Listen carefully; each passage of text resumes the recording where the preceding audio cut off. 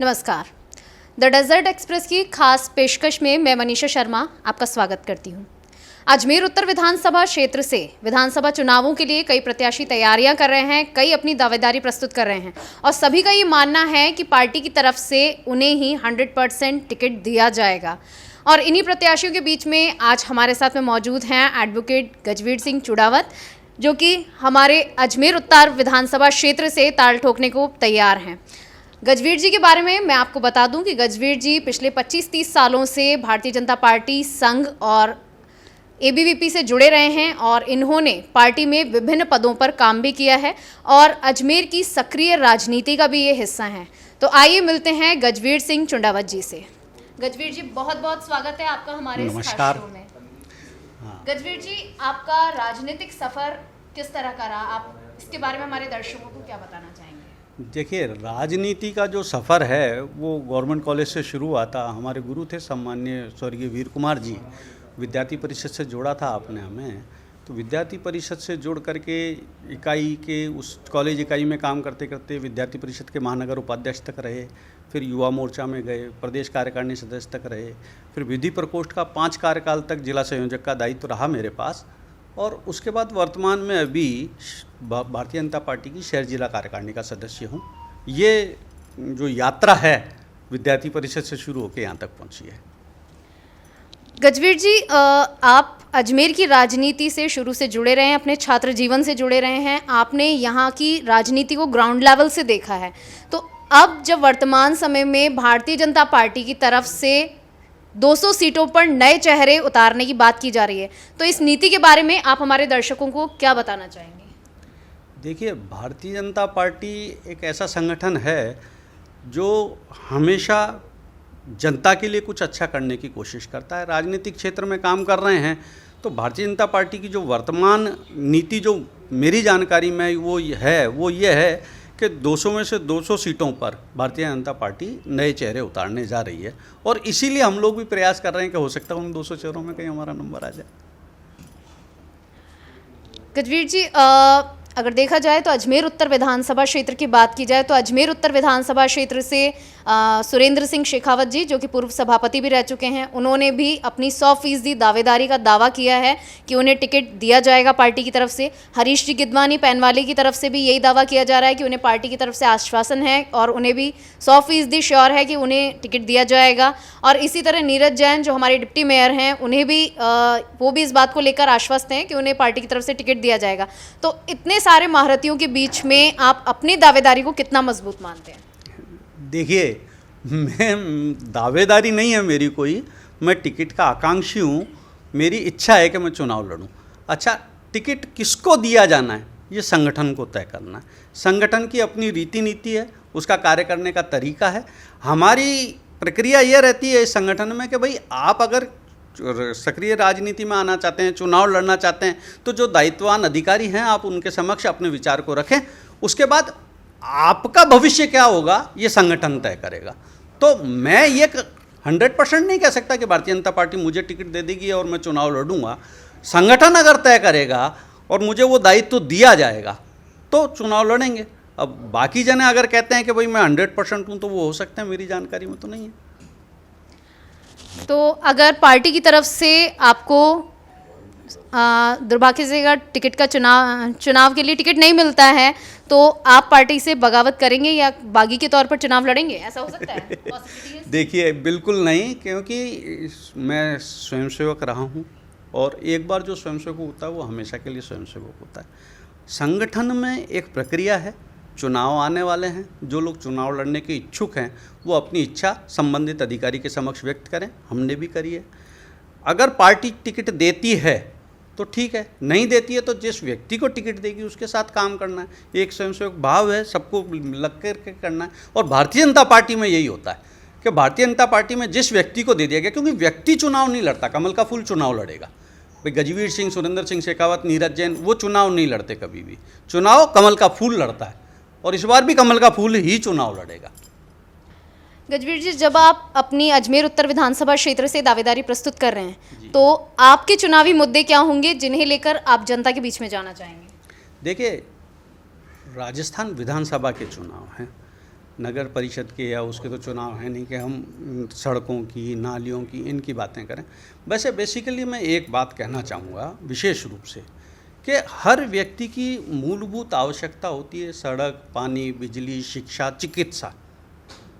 अगर आप इसके ऊपर जाते हैं तो जब तक सरकार अपने दायित्वों का निर्वहन ढंग से करती है तब तक तो ठीक है, लेकिन जब वो करना बंद करती है तो फिर सब जगह प्राइवेट लोग घुसने लगते हैं। और जो घुसे हैं, आपने स्मार्ट सिटी के तहत जो भी कुछ कामकाज हुआ अभी आप लोगों ने देखा, एनजीटी ने कहा कि भाई इसको तोड़ा जाए, किस तरीके से भ्रष्टाचार हुआ। बातचीत ठीक थी कि केंद्र सरकार ने पैसा दिया।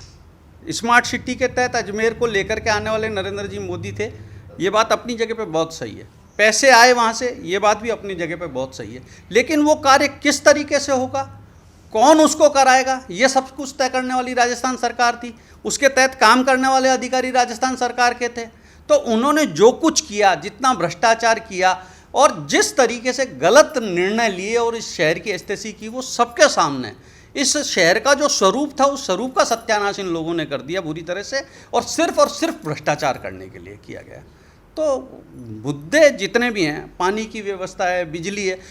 राजस्थान सरकार जब चुनाव लड़ी तब पिछली बार 2018 में राजस्थान सरकार ने कहा था, ये कांग्रेस ने कहा था कि हम अगर चुनाव जीत करके आते हैं तो 5 साल में 1 रुपया भी नहीं बढ़ाएंगे बिजली का। लेकिन मैं बताना चाहता हूँ 9 बार बिजली की दरें बढ़ी हैं। जब 2018 में चुनाव हुए थे 5 रुपये 55 पैसे प्रति यूनिट था, आज 11 रुपये 90 पैसे प्रति यूनिट बिल दे रहा है। राहत कैंपों की हालत आप सबके सामने है।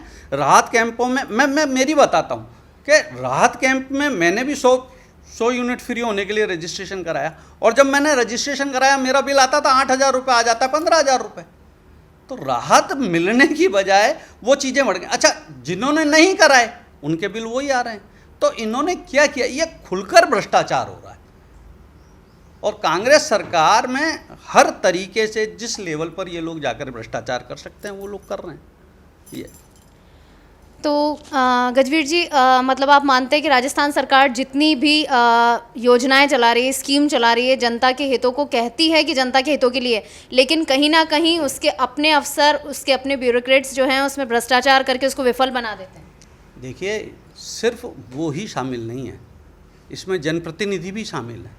कांग्रेस सरकार के जो जनप्रतिनिधि हैं जिनके अंडर में ये है, एक बांसवाड़ा, प्रतापगढ़ और उधर का मसला बिजली के मामले का थोड़े टाइम पहले मेरे सामने आया था कि लोगों के यहाँ बिजली के कनेक्शन लगे, 100 यूनिट बिजली आनी है उनके यहाँ, बिल उनके यहाँ 100 यूनिट का जाना चाहिए, लेकिन बिल जा रहा है 500 यूनिट का।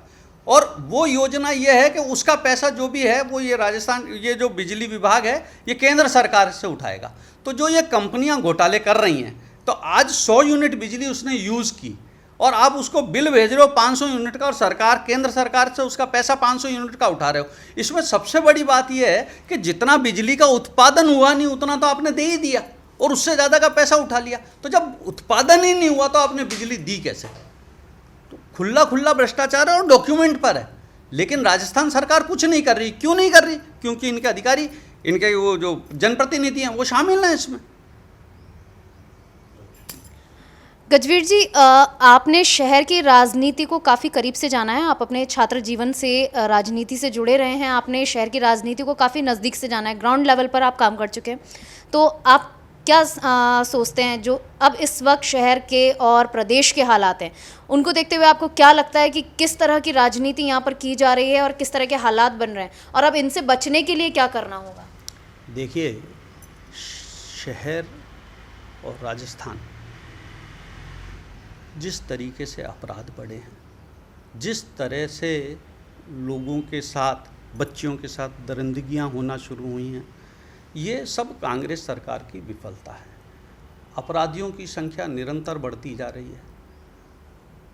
आप देखो, पिछले 10 सालों में, ये पिछले 5 सालों में 10 साल तक की जितनी बच्चियां हैं, कम से कम मैं बताऊं आपको, ये मैंने संख्या लिख रखी है, 1 मिनट में बताता हूं आपको।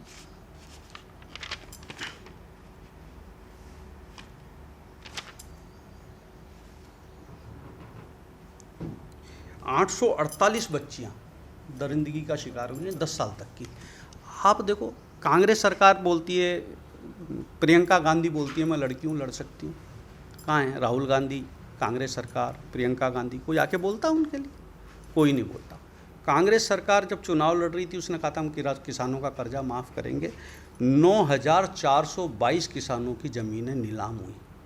कांग्रेस सरकार बोली, किसी का कर्जा माफ़ नहीं किया। कितने किसानों ने आत्महत्याएं कर ली? कौन बोलने वाला है भाई? मारे जिन्हें माध्यो मारे माध्या न गुण मारे, कोई बोलने वाला ही नहीं है। तो इन सब के लिए लड़ेगा कौन? आज युवा कितना परेशान है, पेपर लीक से परेशान है। 60 लाख युवाओं का जो भविष्य था वो इन लोगों ने उस पे लगा दिया, दांव पे लगा दिया। पेपर लीक हो रहे हैं और अपराधी खुलेआम घूम रहे हैं। कोई गिरफ्तार हुआ? कांग्रेस के नेता गिरफ्तार हुए? साफ है कि ये लोग शामिल हैं उसमें, लेकिन कोई गिरफ्तार हुआ क्या उसमें से? कोई नहीं हुआ। खुलेआम घूम रहे हैं, धमकियां दे रहे हैं, सारे काम हो रहे हैं। आरपीएससी ऐसी संवैधानिक संस्था थी जिस पर पूरे भारत को विश्वास था। उसके चेयरमैन से लेकर नीचे तक के कर्मचारी इस पेपर लीक प्रकरण में इस तरीके से लिप्त हैं, और जिस तरीके से लोगों को कांग्रेस के मंत्रियों के साथ मिलकर नौकरियां बांटी गई, सबके सामने हुआ। लोग बाग ही कहने लग गए थे कि हम डोटासरा के परिवार में क्यों नहीं पैदा हुए। तो बहुत सारी बातें इस तरीके की हैं कि जो खुल कर के हैं, तो उनको सबको देखना होगा। गजवीर जी, देवनानी जी जो अभी वर्तमान विधायक हैं अजमेर उत्तर विधानसभा क्षेत्र के, उनकी उम्र लगभग 76 साल करीब हो चुकी है, और ऐसा कहा जा रहा था कि भाई इस बार उम्र दराज जो नेता हैं उनको 70 साल से ज़्यादा उम्र वाले जो उम्र दराज नेता हैं उनको टिकट नहीं दिया जाएगा। सुरेंद्र सिंह शेखावत ने देवनानी जी को अग्रिम शुभकामनाएं तक प्रेषित कर दी हैं कि पार्टी उन्हें किसी अच्छे पद पर आसीन करे, कोई अच्छा पद उन्हें प्रदान किया जाए। तो आपका क्या मानना है कि सिर्फ एक एज फैक्टर की वजह से वासुदेव देवनानी जी की जो दावेदारी है अजमेर उत्तर विधानसभा क्षेत्र से चुनाव लड़ने की, उस पर कोई खतरा मंडरा रहा है? देखिए, मैं सुरेंद्र जी शेखावत साहब की उस पर तो कोई वो नहीं करूँगा कमेंट, पर ये कहना चाहूँगा कि अगर कोई ऐसा कुछ है तो शुभकामनाएं मेरी भी हैं देवनानी जी के साथ। लेकिन मैं ये बताना चाहूँगा कि 9 वर्षों तक वासुदेव जी देवनानी हमारे प्रदेश अध्यक्ष रहे। उनके अंडर में हमने काम किया, बहुत कुछ सीखा। राजनीतिक जीवन में भी उनसे बहुत कुछ सीखा। हमारे सीनियर हैं, बड़े हैं, बहुत कुछ सीखा। उम्र की बात अगर करते हैं तो पार्टी की अगर रीति नीति ऐसी बनती है और पार्टी अगर ऐसा कहती है तो बात अलग है। बाकी एनर्जेटिक पर्सन है और काम करने में, हमको सिखाने में वो सबसे आगे रहे। तो अगर पार्टी उन्हें टिकट देती है तो हम सब लोग सिर्फ उनके लिए काम करेंगे। मैंने आपको पहले भी बताया कि चुनाव जो है वासुदेव देवनानी कभी नहीं लड़ते, कमल का फूल चुनाव लड़ता है। तो पार्टी जिसको भी टिकट देगी हम उसके साथ लड़ेंगे। देवनानी जी 4 बार अजमेर उत्तर विधानसभा सीट से चुनाव लड़ भी चुके हैं और जीत भी चुके हैं। तो यहाँ पर जैसे पार्टी की नई नीति आई है कि 200 सीटों पर राजस्थान की नए चेहरे उतारे जाएंगे, तो क्या इस बार पार्टी उन्हीं को वापस रिपीट करेगी? ऐसी संभावना आपको लगती है? नहीं, रिपीट देखिए, अगर उसकी बात करें, हम नीति की बात करें, पार्टी क्या करेगी मैं तो कहने वाला हूँ नहीं, मैं अधिकारी नहीं हूँ। नीति की अगर बात करें, पार्टी ने अगर ऐसी नीति बनाई है तो अगर पार्टी के लिए आवश्यक है देवनानी जी तो उनको चुनाव लड़ाया जाएगा, ये तय है। संभावना ये हो सकती है कि भाई उनको इस सीट से नहीं लड़ाया जाकर के दूसरी सीट से चुनाव लड़ाया जाए।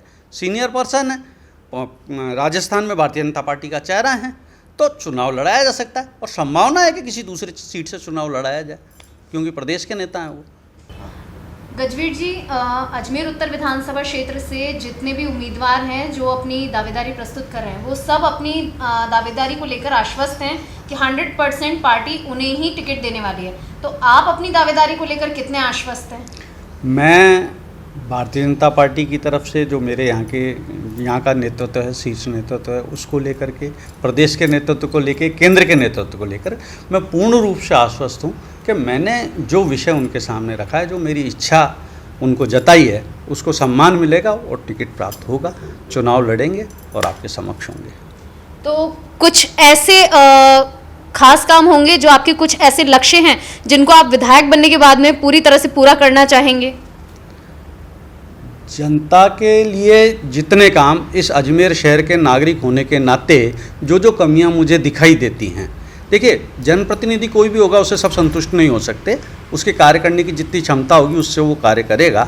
लेकिन जो कमियां वर्तमान में मुझे दिखाई देती हैं उन सबको दूर करने का की कोशिश करूँगा। बिजली हुई, पानी हुई, सड़क की व्यवस्थाएं हुई, जो शिक्षा को लेकर के जो हैं, चिकित्सालय को जो लेकर के हैं, तो सारी व्यवस्थाओं के ऊपर ध्यान केंद्रित किया जाएगा। तो ये थी खास मुलाकात एडवोकेट गजवीर सिंह चुंडावत के साथ में, और उन्होंने बताया अपने राजनीतिक विजन को, जो वो अजमेर उत्तर विधानसभा क्षेत्र के लिए सोचते हैं, उन्हें जो उन्होंने अपने लक्ष्य निर्धारित कर रखे हैं, और अजमेर की राजनीति जो उन्होंने ग्रास रूट लेवल पर जाकर देखी है, सबके बारे में उन्होंने आपको विस्तार से जानकारी दी है। उनकी जो मंशा है वो उन्होंने जाहिर की है।